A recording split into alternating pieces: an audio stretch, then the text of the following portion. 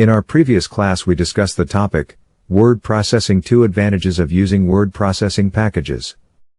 In today's class we will be learning the topic, data processing.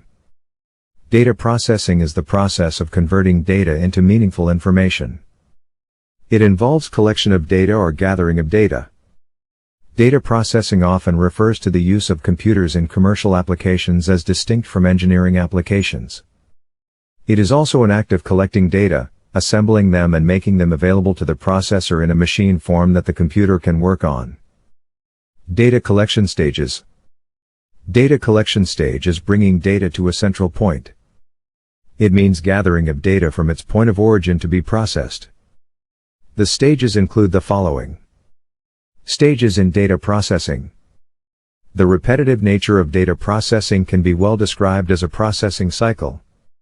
It is simply a sequence of procedures or steps required to perform a given task repetitively.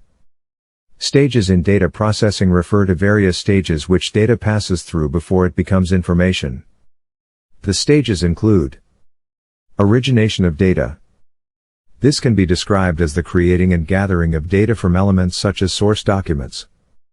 Input data. This is the process of entering data into the computer. It is the entry of data through the input devices e.g., keyboard. Processing of data. It concerns all exercises of data processing such as calculating, sorting and classifying. Output of data. The desired end of the processing of data will finally be reached and produced. The output in soft copy or hard copy will take the shape of written reports, graphical representation, drawing, etc.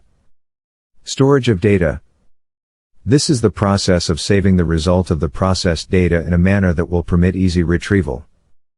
Data processing refers to the conversion of raw data into a more usable and meaningful format.